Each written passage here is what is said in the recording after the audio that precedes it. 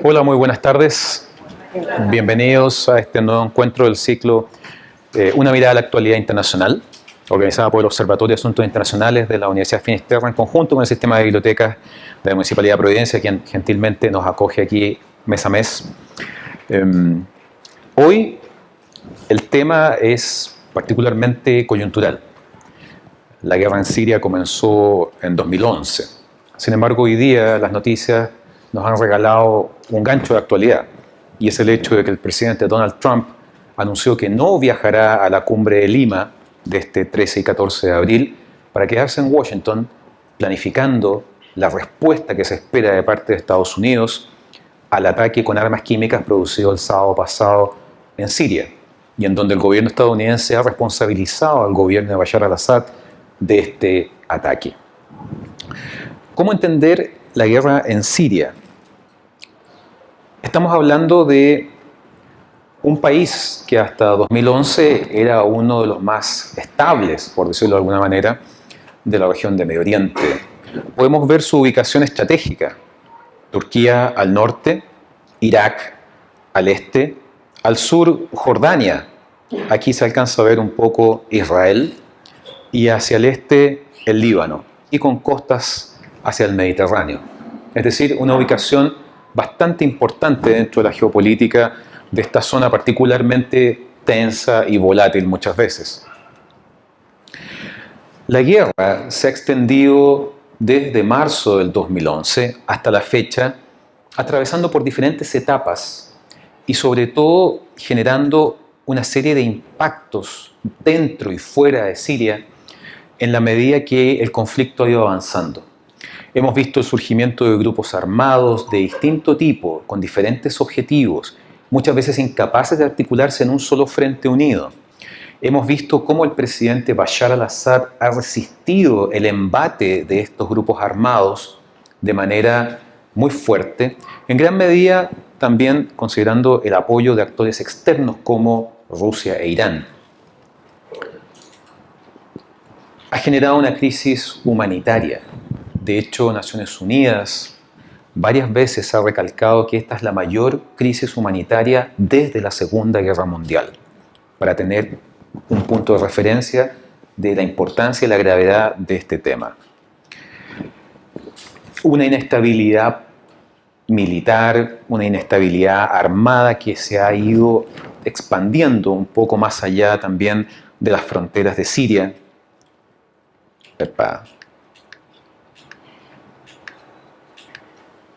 Y que ha generado, por ejemplo, este tipo de escenas. El tema de los refugiados que han estado escapando de esta zona desde el 2011 en adelante, sobre todo con unos picos particularmente marcados en el 2014 y 2015, que es cuando se alcanza el mayor número de personas que buscan salir. Esta es una gráfica que es del año 2015, para que se hagan una idea. 2015. Ya en 2015, del universo de gente que buscaba refugio en Europa, el 54% provenía de Siria. Afganistán un 13%, Eritrea, Nigeria, Irak con 3%, Pakistán con 3%. Pero claramente desde Siria provenía la mayor cantidad y sigue surgiendo la mayor cantidad de refugiados. Lo que ha generado no solamente una crisis en sí misma, sino un desafío, por ejemplo, a las autoridades de Europa. Es un desafío a la Unión Europea y los países que lo conforman en términos de cómo manejar esto. Estas oleadas y oleadas de personas que llegan a las costas de Grecia, de España, de Italia, que llegan por otras rutas a otros países de Europa, buscando precisamente escapar de la guerra civil, en algún momento también escapando del Estado Islámico, cuando alcanzó su punto más alto de poderío. Y claramente es un tema que está sin resolver aún. Es un tema que no ha logrado una solución permanente. Y lo que hemos visto básicamente ha sido una especie de contención al flujo migratorio, fundamentalmente en manos de Turquía. Hemos visto el uso de armas químicas. Irónicamente, hace un año estábamos hablando de lo mismo. En abril del 2017 se había producido este ataque con armas químicas en contra de población civil.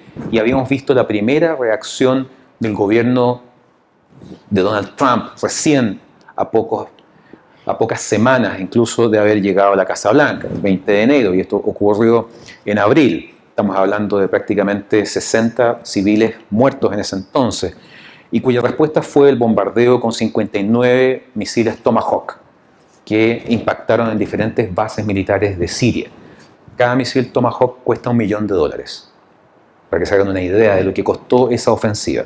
Y todo indica que tendremos que estar atentos a las noticias frente a una posible acción militar de Trump nuevamente en contra del gobierno de Bashar al-Assad, a quien responsabiliza del reciente ataque con armas químicas del sábado pasado. Esas son imágenes del año pasado. Es muy probable que las volvamos a ver. Esto o algo más incluso. El involucramiento de las potencias occidentales en el tema sirio ha ido escalando en el tiempo en la medida que el conflicto se ha ido extendiendo y se ha ido volviendo cada vez más complejo. Sin embargo, a pesar de eso, estamos todavía muy lejos de una solución. Por lo tanto, a pesar de todas las iniciativas que se han llevado adelante en Naciones Unidas, por ejemplo, ahí tenemos a la embajadora Nikki Haley, que es la embajadora de Estados Unidos en Naciones Unidas, mostrando imágenes, fotos de los ataques con armas químicas. Naciones Unidas ha demostrado que nuevamente ha sido incapaz de poder manejar una solución frente a este conflicto.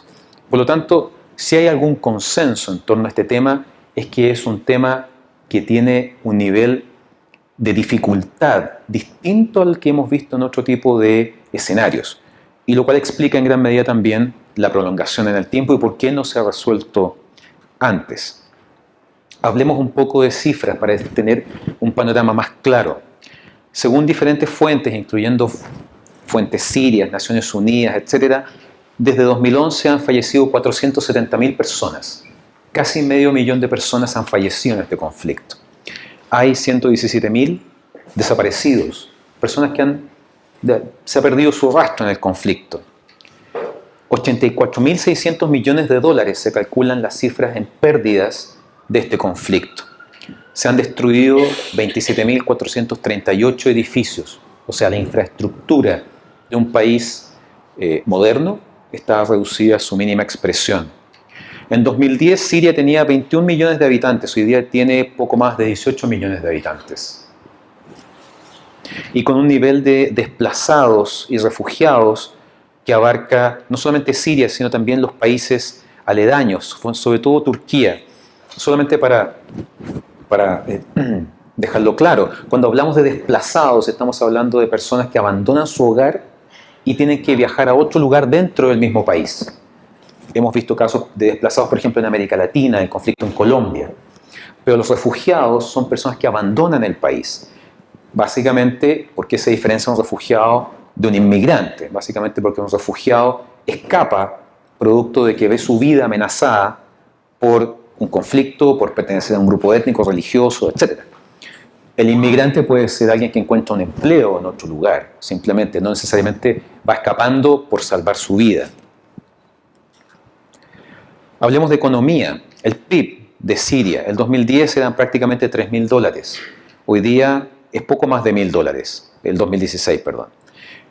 El PIB nominal, 60.200 millones al año. En 2016 había bajado a 24.000 millones. O sea, un quiebre absoluto en lo que es su economía. Y un crecimiento del PIB. Entre 2005 y 2010, el crecimiento del PIB había alcanzado un 19%. Y entre 2011 y 2016, nuevamente un periodo de 5 años, tenemos una caída de menos 17%.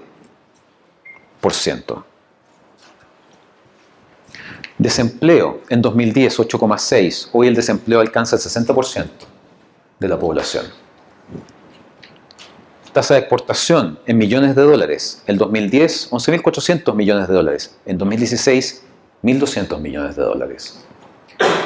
En términos de importaciones, 17.700 millones en 2010, 4.200 en 2016. Siria es un país productor de recursos hidrocarburos. Tenemos el caso de la extracción de crudo en millones de barriles por año. 14.100 millones de barriles por año en 2010, 11.600. Y acá, en términos de extracción de gas en metros cúbicos diarios, 21.000 el 2010 y cae a 8.700 en 2016. Es decir, cifras que dan cuenta de cómo la población, la economía, la industria y la administración de los recursos ha generado un colapso que hace absolutamente inviable la recuperación del país sin ayuda externa. ¿Cómo entender el contexto en el cual surge este conflicto? Para eso necesitamos remontarnos un poco en el tiempo, específicamente a 2011. ¿Qué pasa en 2011? Específicamente en esta región de Medio Oriente. Lo que se ha dado en llamar la primavera árabe, es decir, el movimiento masivo, prácticamente simultáneo en diferentes países de esta zona, en donde se produjeron grandes cambios políticos y gobiernos que habían permanecido durante décadas en el poder sufrieron un colapso y fueron reemplazados. En ese sentido, el uso de las redes sociales en ese entonces jugó un rol muy importante. Estamos hablando de manifestaciones masivas, estamos hablando de millones de personas movilizadas en función de cambios políticos, muchas veces motivados por un tema de represión o en otras por un tema económico, malas condiciones de vida, desempleo, sobre todo en los sectores más juveniles. Y el conjunto de países de algún modo está representado en esta foto y los podemos revisar. Túnez. Todo arranca a fines de diciembre del 2010 en Túnez, cuando las autoridades sancionan a un vendedor de frutas y verduras, confiscan su mercancía y el joven, como protesta, se prende fuego y muere, iniciando una oleada de protestas que ponen en jaque al gobierno de Túnez. Y eso genera finalmente la salida de este hombre, el expresidente Ben Ali, que había gobernado Túnez desde 1987 hasta 2011. Pero y si ustedes se fijan, aquí está bastante estratégico, como siempre, Túnez. Egipto también se ve involucrado en esta ola de cambios que es la primavera árabe. Y tenemos la caída del presidente Hosni Mubarak, que estaba en el poder desde 1981. Podemos sacar la cuenta fácilmente respecto a la cantidad de décadas. No son años, son décadas en el poder. El caso de Libia es aún más significativo. La caída final de Muammar Gaddafi, que estaba en el poder desde 1969. ¿Se dan cuenta? Dicen que ese look final que tenía Muammar Gaddafi era producto de las sucesivas operaciones plásticas que se había realizado. Hay que decir que en los años 60 tenía un look bastante más atractivo. Yemen también se había involucrado en esto y el presidente Abdullah Saleh, que había gobernado Yemen una parte, recordemos que Yemen se había dividido en dos, entonces tuvo un periodo entre el 78 y el 90, y del 90 al 2012, o sea, nuevamente grandes periodos de gobiernos que no solamente se habían perpetuado en el poder, sino que además habían tenido un perfil marcadamente antidemocrático, en la medida que no existía alternancia en el poder, no existía libertad de expresión. Siria es la siguiente ficha en este efecto dominó, por decirlo de alguna manera, que avanza por la región. Y aquí lo que tenemos es a la figura de Bashar al-Assad, quien había llegado al poder el año 2000. Al lado de Muammar Gaddafi, al lado de Hosni Mubarak, evidentemente estamos hablando casi de un principiante, se dan cuenta por la cantidad de años que llevaba en el poder. Sin embargo, lo que hay que tomar en consideración es que antes de él, ¿quién había estado? Su padre, Hafez Assad, el león de Damasco, desde la década de los 70, estableciendo una dinastía que encuentra en él el último eslabón.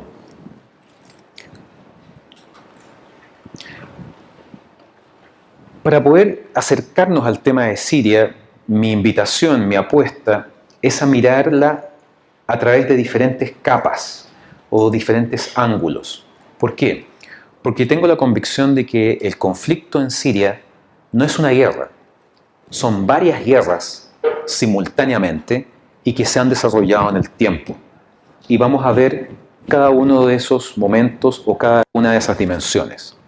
Evidentemente, el primer paso es la guerra civil. La guerra civil en Siria comienza en marzo de 2011, en gran medida por movimientos de manifestaciones, protestas, fundamentalmente de jóvenes y sectores de la oposición que vieron en este fenómeno de la primavera árabe una oportunidad. ¿Una oportunidad para qué? para generar un cambio, para generar el derrocamiento de Bashar al-Assad. Lo que comenzó como protestas rápidamente se convirtió en una lucha armada en la medida que la gente que comenzó protestando se organizó, parte del ejército desertó apoyando a estos grupos disidentes y automáticamente tuvimos el escenario de una guerra civil. Cuando tenemos por un lado protestas y por el otro lado el oficialismo y el uso de las fuerzas armadas, no hay una guerra civil. La guerra civil es cuando en el fondo hay dos o más grupos que tienen poder de fuego y entran en un conflicto definiendo el control de zonas geográficas. ¿Se dan cuenta? Y eso fue precisamente lo que empezó a ocurrir.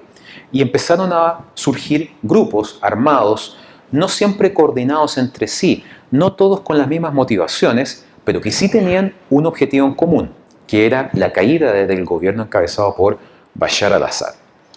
No obstante eso, Bashar al-Assad durante varios años logró mantener la lealtad de buena parte de las Fuerzas Armadas, lo cual le permitió no solamente contraatacar, sino defenderse de este avance rebelde. En las opiniones del propio Bashar al-Assad, él acusa a los grupos que intentan su derrocamiento de ser terroristas y que por lo tanto él no entiende que la comunidad internacional apoye o al menos no tenga una actitud crítica frente a lo que él denomina terroristas. Estos son algunos de los grupos que se enmarcan dentro de este concepto de los rebeldes o los grupos que buscan el fin del gobierno de Bashar al-Assad, siendo el más importante el Ejército Libre de Siria, en términos numéricos. Pero lo que tienen en común todos estos elementos es precisamente lo que los separa. Todos, de algún modo, han logrado generar una masa crítica de armas con las cuales entrar en combate. Todos buscan el derrocamiento de Bashar al-Assad. Sin embargo, las diferencias que tienen les han impedido formar, por ejemplo, un gobierno de unidad, un frente común, un frente unido. Entonces, esa también es una ventaja que ha beneficiado a Bashar al-Assad. Enfrenta un sinnúmero de grupos armados que buscan su caída, pero están divididos. Y en la división se vuelven débiles. Por eso técnicamente no han sido capaces de lograr su objetivo, conquistar Damasco, por ejemplo, la capital de Siria, y lograr la caída de Bashar al-Assad. Ahí vemos imágenes. Bashar al-Assad sale poco en los medios, se le ve poco en las calles, pero efectivamente ha mantenido una presencia con el objetivo de demostrar que él existe. En algún momento se decía que podría haber escapado al exilio, varios países le ofrecieron asilo, etc. Sin embargo, él y su familia se mantienen en Siria. Y eso es parte de la crisis humanitaria, en la medida que si tenemos un oficialismo que está permanentemente enfrentando a rebeldes que intentan su derrocamiento, no hay escuelas, no hay hospitales, no hay una administración pública que funcione. ¿Se dan cuenta? Al mismo tiempo, Siria se ha convertido en un escenario para otro tipo de conflicto, que es la pugna que hay entre Irán y Arabia Saudita. La desaparición, entre comillas, de gobiernos que habían durado décadas, Libia, Egipto, etc. Su desaparición producto de la primavera árabe generó un vacío de poder en la región. Egipto siempre tuvo un protagonismo, una influencia en la zona, etc. Libia lo mismo. Pero en la medida que ellos han desaparecido, otros actores han tomado ese protagonismo.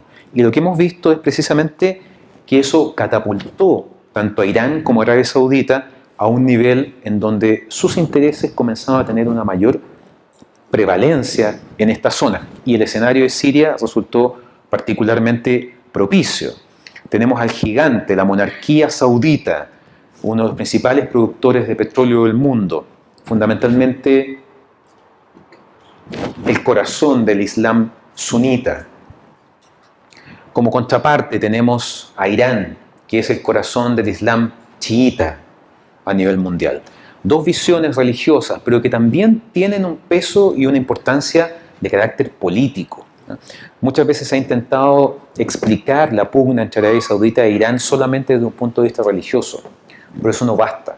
Son estados-nación con gobiernos que tienen una mirada política, estratégica, que tienen objetivos, que buscan aliados que buscan aumentar sus esferas de influencia en la región. Y aquí se puede apreciar un poco esto. Si esto es Irán, tanto en Irak como en Siria y Líbano, Irán tiene un nivel de influencia en términos políticos y religiosos. En el caso de Arabia Saudita, Jordania, Egipto, Emiratos Árabes Unidos, parte de Yemen, son zonas en donde su influencia se expande precisamente a través de la política, la ayuda a grupos locales, sobre todo, por ejemplo, en lugares como Yemen, en donde los conflictos internos tienen un correlato externo en la medida que otras potencias apoyan a diferentes grupos internos.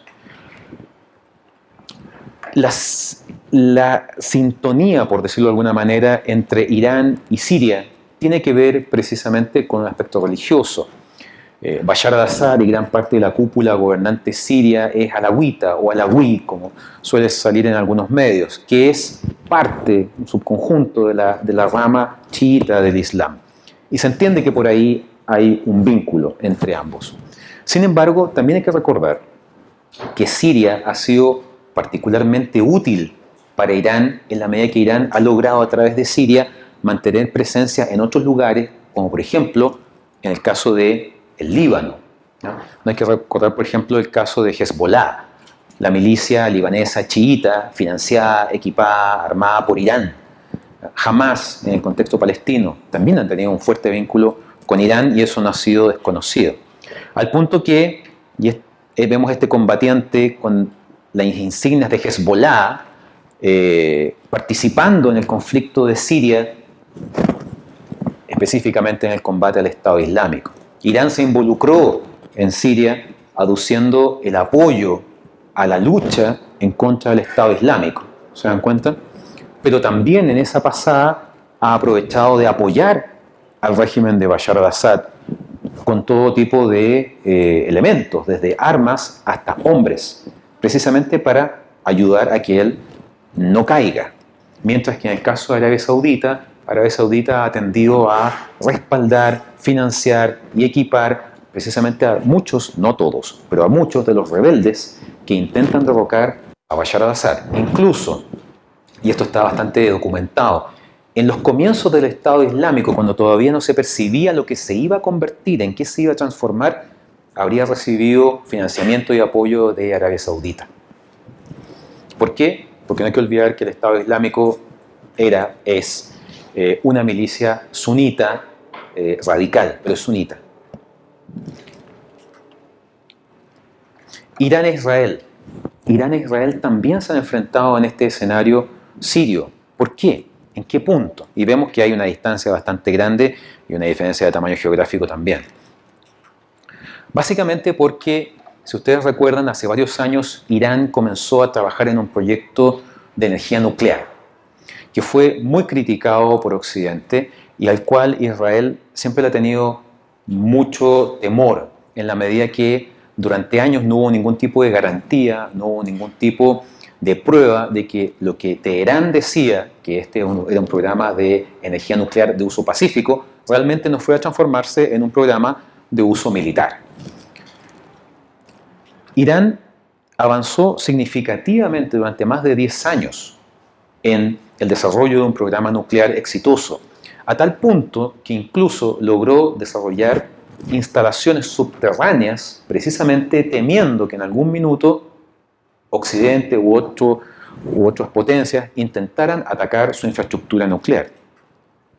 Finalmente, en 2015, a instancias de Occidente, se logró un acuerdo entre Irán, la Unión Europea, Naciones Unidas, Estados Unidos, con el objetivo de regular o contener formalmente el desarrollo de este programa nuclear. Eso permitió al gobierno del presidente Hassan Rouhani, que también depende del líder supremo Ali Khamenei, reinsertarse en el contexto internacional. Durante muchos años, Irán, por ejemplo, estuvo marginado del mercado del petróleo. La resolución de este acuerdo permitió que Irán comenzara nuevamente a incorporar el petróleo que extraía al mercado, generándole entonces nuevos ingresos, y además esto vino aparejado con el levantamiento de distintos tipos de sanciones que habían dejado caer Estados Unidos y la Unión Europea sobre Irán. Sin embargo, a Israel, y aquí vemos al primer ministro Benjamín Netanyahu en Naciones Unidas, con esta gráfica, aduciendo que Irán su programa nuclear estaba a un 90% de desarrollo para poder construir armas nucleares.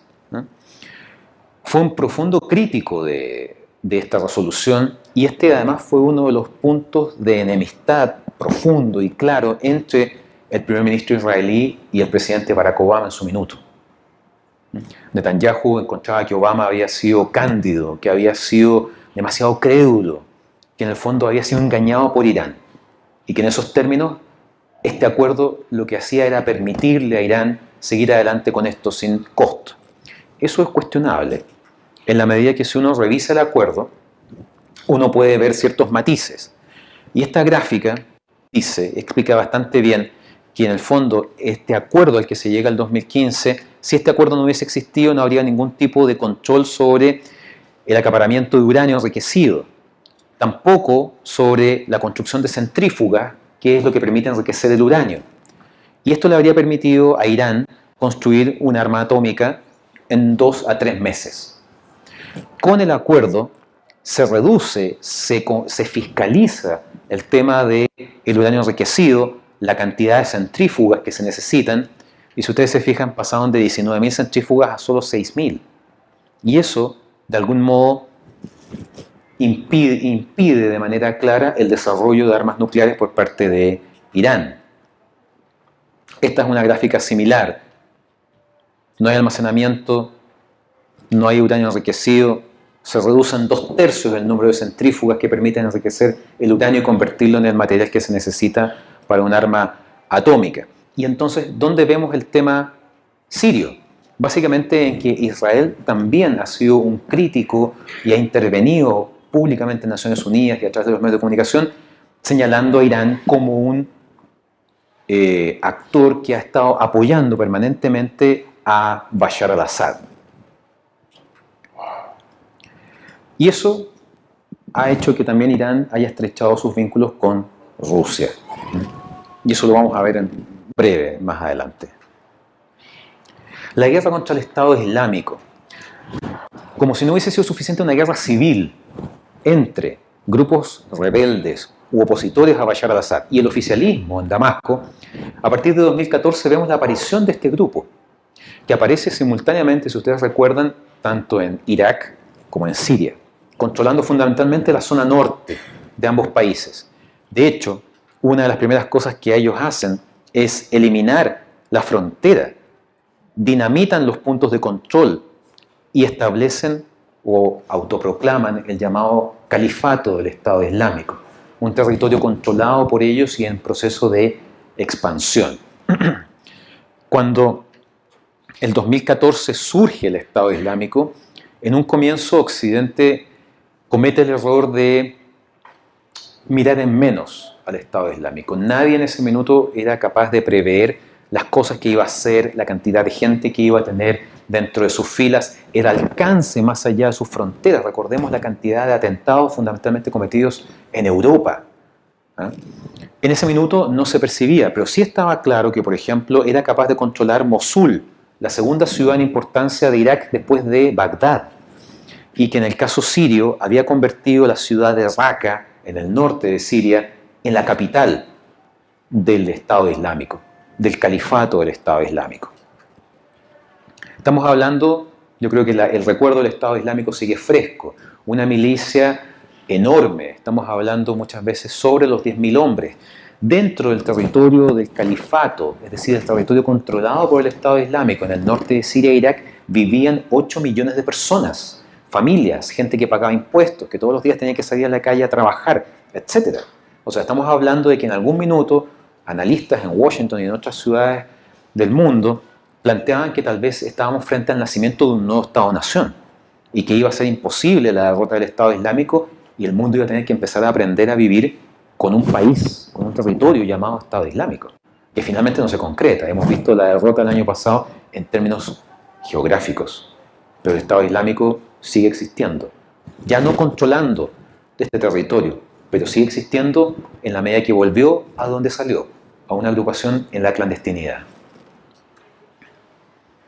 Las atrocidades, los videos, las masacres, todo eso es de algún modo lo que el Estado Islámico generó en su mejor momento, en su pic de control territorial y número de seguidores. No hay que olvidar que el Estado Islámico fue particularmente hábil en el uso de la tecnología. Todos los videos de las atrocidades cometidas por el Estado Islámico estaban grabados en HD, y ese era el estándar. El uso de redes sociales, más de 400 cuentas diariamente eran creadas y destruidas por Twitter o por Facebook, precisamente de parte de los seguidores del Estado Islámico. Y eso generó la reacción por parte de Occidente. A partir de 2015 vemos el involucramiento de Estados Unidos y sus principales aliados en Europa en función de acabar o combatir al menos al Estado Islámico. ¿Pero cómo? A través del uso del poder aéreo, el bombardeo selectivo de puntos precisos, neurálgicos, destinados a acabar con el Estado Islámico. Barack Obama fue en su minuto particularmente criticado por esta decisión.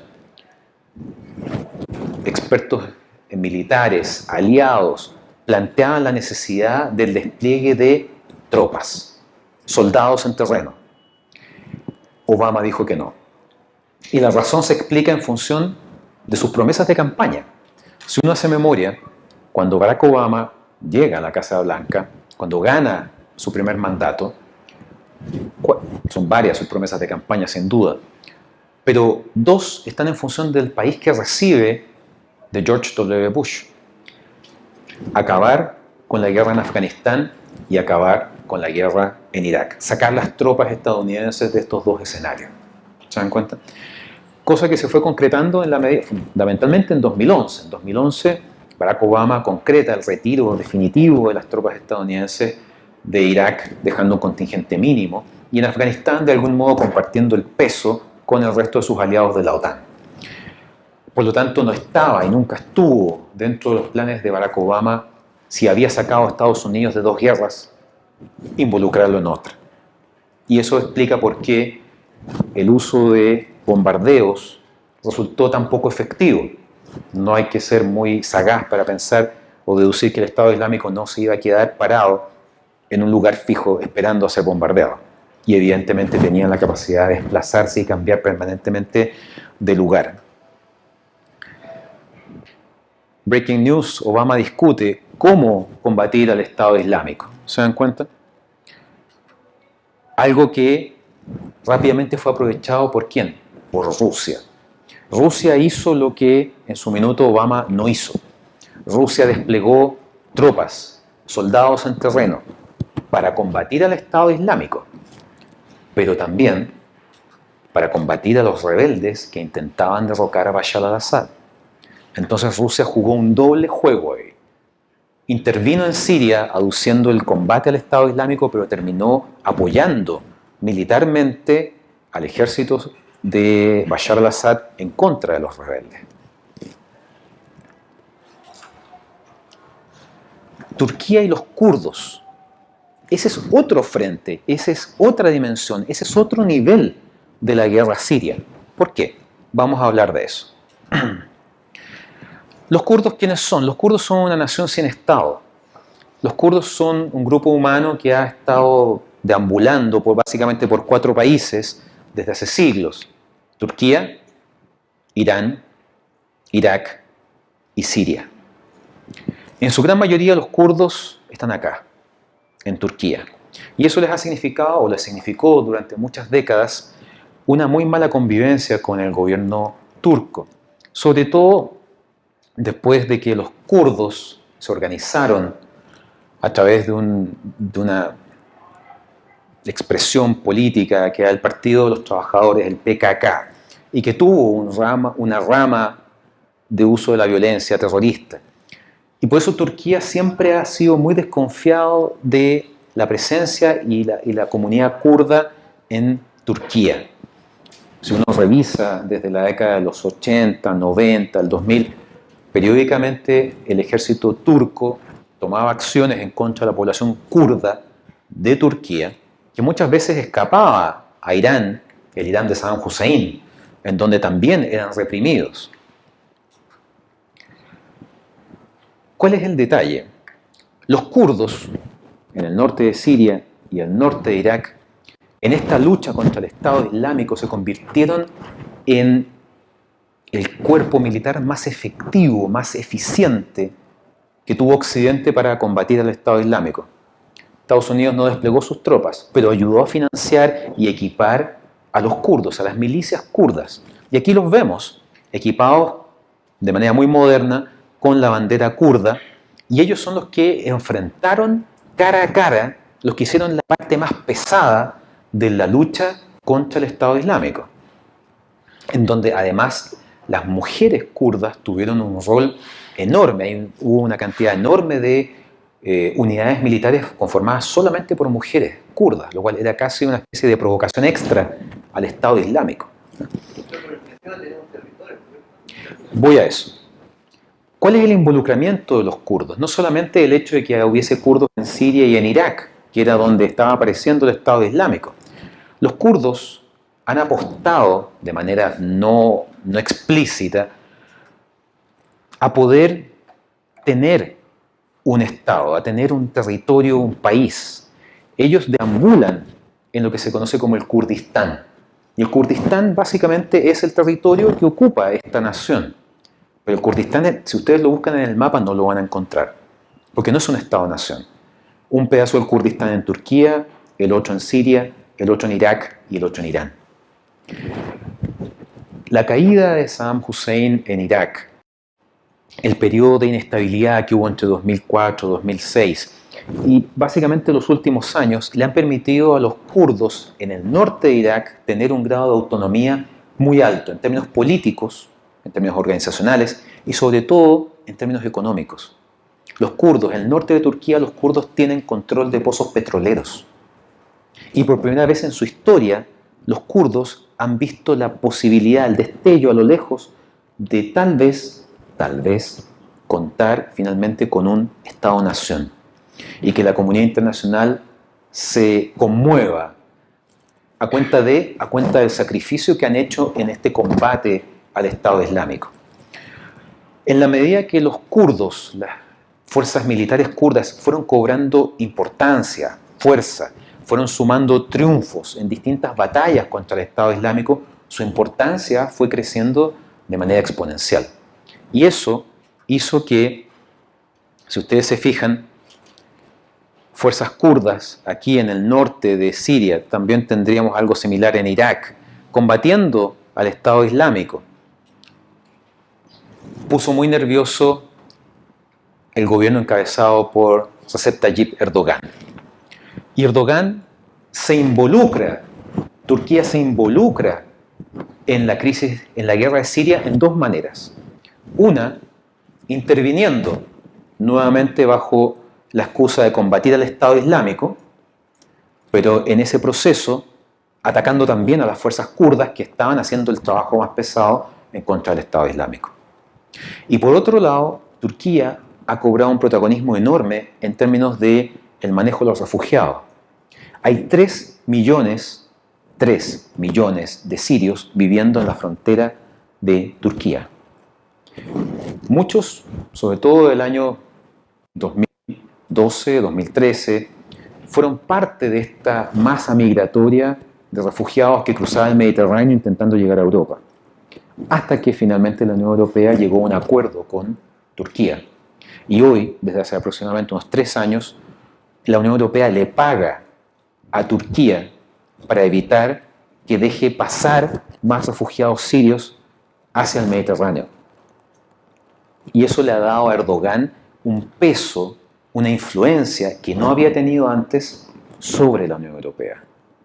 Y si ustedes revisan en internet, si lo googlean, en más de una ocasión, producto de alguna desaveniencia con Bruselas, con el corazón de la Unión Europea, Erdogan ha dicho, perfecto, yo pongo fin a este acuerdo y dejo pasar a todos estos refugiados y ustedes se encargan de estos 3 millones. Entonces, nuevamente, ahí tenemos un actor que está jugando hasta el día de hoy un rol trascendental. Y esta caricatura da cuenta un poco de eso. Tenemos a Erdogan arriba de un tanque que dice Turquía, aquí un combatiente del Estado Islámico, y le dice, no, no eres tú. ¿Por qué? Porque al que le está apuntando son las milicias kurdas. Y eso también ha generado un vínculo importante entre Turquía y Rusia. Nuevamente los dos actores, Turquía, Irán, Rusia, actores externos que han estado respaldando fuertemente al gobierno de Bashar al-Assad. Y si seguimos escalando en estos niveles, en estas capas del conflicto, llegamos finalmente a las superpotencias, a Estados Unidos con Rusia. Y lo que tenemos aquí es una situación en la cual, durante el gobierno de Barack Obama, si ustedes recuerdan, Barack Obama había advertido a Bashar al-Assad, a quien vemos acá en esta caricatura, de no usar armas químicas. El primer uso de armas químicas se produjo precisamente durante el gobierno de Barack Obama. Y Obama amenazó con el uso de la fuerza militar en contra del gobierno sirio. ¿Obama bombardeó Siria? ¿Atacó a Bashar al-Assad? No. ¿Qué fue lo que pasó? Inesperadamente Rusia entró por los palos, por decirlo de alguna manera, ofreciendo una solución distinta. Y Rusia dice, voy a hablar con el gobierno de Bashar al-Assad y lo voy a convencer de que voluntariamente entregue todos sus arsenales de armas químicas. Cosa que fue monitoreada por Naciones Unidas, etc.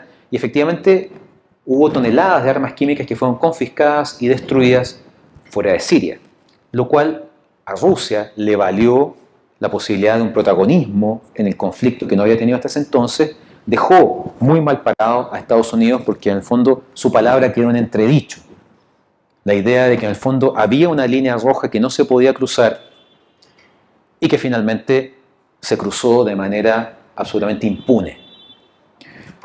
Un punto de diferencia entre lo que fue la gestión de Obama y lo que ha sido hasta ahora la gestión de Donald Trump. Trump, con el bombardeo de abril del año pasado, marca una diferencia significativa con su predecesor. La relación entre Putin y Obama, sabemos, nunca fue de las mejores. Y lo hablábamos la vez anterior, ¿no es cierto?, cuando hablábamos de Putin y su relación con Estados Unidos. Putin siempre vio a Obama como un líder débil, como un líder con el cual no tenía mayor afinidad y por el cual no sentía mayor respeto. Sin embargo, las cosas cambian, ¿eh? En la medida que vemos el involucramiento de Rusia en Siria. Estamos hablando del uso de aviones de combate, helicópteros. Incluso está documentado que aviones de combate rusos operaban desde bases aéreas en Irán, en territorio sirio. Lo mencionábamos el mes pasado, la base naval de Tartus, el puerto de Tartus, un puerto estratégico que desde los tiempos de Hafez Assad, el padre de Bashar, había sido cedido en su minuto en los tiempos de la Guerra Fría a la Unión Soviética. Posteriormente Rusia tiene en este puerto, en esta base, un punto de operación en el Mediterráneo. Rusia no tiene salida al Mediterráneo, pero tiene barcos que operan en el Mediterráneo. Y utilizar esta base en Siria le permite una presencia permanente que no podría tener de otra manera. Y mientras Bashar al-Assad esté en el poder en Damasco, esta base va a poder seguir siendo utilizada por Rusia. La relación entre la Rusia de Vladimir Putin, que acaba de ganar las elecciones, ¿no es cierto?, y un Donald Trump a medio camino. Recordemos la campaña presidencial. Putin lanzaba flores a Trump, Trump le lanzaba flores a Putin. Después la relación se complicó con este escenario llamado la trama rusa. ¿Cuánto influyó Rusia en la elección de Trump? ¿De qué manera influyó en la opinión pública a través del manejo de la información en el ámbito digital? Eso tiene nuevamente a Siria en el medio de este conflicto. A diferencia de lo que había hecho Obama, que se había resistido al despliegue de tropas y había tenido un uso muy quirúrgico de fuerzas especiales, Trump hoy día tiene 2.000 soldados estadounidenses en Siria. Esos 2.000 soldados básicamente no han entrado teóricamente en combate. Sí, básicamente se han dedicado a asesorar y a apoyar a ciertos grupos que combaten a Bashar al-Assad. Si ustedes revisan hace un par de semanas, no más que eso, el debate estaba en cómo y cuándo Donald Trump va a retirar esas tropas estadounidenses de territorio sirio. Y esta foto es una foto sacada hace no más de 2 o 3 meses de una instalación y vehículos estadounidenses en Siria, en la zona controlada no por el gobierno, sino por la parte rebelde. Desde 2011 hasta la fecha se han realizado al menos unas 8 cumbres, unas 8 citas de carácter internacional destinadas a buscar resolver el conflicto en Siria, buscar financiamiento para la ayuda humanitaria y buscar algún tipo de solución. Solución que hasta este minuto no ha llegado. ¿Por qué? En gran medida por lo que acabamos de ver. Los intereses de actores internos y externos han ido creciendo en el tiempo. Cada vez hay más actores involucrados. Estamos en abril, febrero, marzo, un artículo publicado por la agencia AP, Associated Press, sintetizaba el tema diciendo: en las últimas semanas hemos visto lo siguiente. Hemos visto un avión de combate ruso derribado por fuerzas rebeldes sirias. Hemos visto un dron iraní derribado por fuerzas israelíes. Hemos visto un avión ruso derribado por Turquía. O sea, todos esos actores se han visto involucrados entre sí en este escenario, muchas veces eclipsando el conflicto original, que es lo que está pasando precisamente a nivel de los sirios. Por lo tanto, si uno buscase una solución, de momento no está a mano. El involucramiento de las fuerzas más grandes, de los grandes actores, de las potencias, tal vez podría ser la llave para esta cerradura y abrir una puerta a algún tipo de negociación. Mientras Bashar al-Assad se vea apoyado por Rusia, por Irán, por Turquía, incluso dicen también por China, la posibilidad de que esta última ficha de la primavera árabe caiga es cada vez más difícil. Y esta ficha que estaba a medio caer prácticamente está completamente de pie. La partición de Siria, dividirlo en 2 territorios, que de Siria, de la antigua Siria, surjan 2 estados nuevos, uno controlado todavía por Bashar al-Assad, otro en manos de algún tipo de gobierno de coalición, es también algo que se ha puesto sobre la mesa durante estos años. Todavía no se ha concretado. Y el tema es que mientras estas discusiones se llevan adelante, el destino de Siria sigue en el limbo. Y vemos que, por ejemplo, Donald Trump está dispuesto a bombardear Siria nuevamente por 60, 70 personas muertas por armas químicas.